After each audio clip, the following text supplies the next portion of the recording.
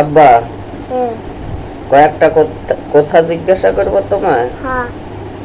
আচ্ছা, তোমাদের মাদ্রাসার নাম কি? আন-নাবিল ইন্টারন্যাশনাল মাদ্রাসা। এটা কোথায় অবস্থিত? আলামিনগর চৌরাস্তায়। তাই তোমাদের মাদ্রাসায় কয়টা হুজুর আছে?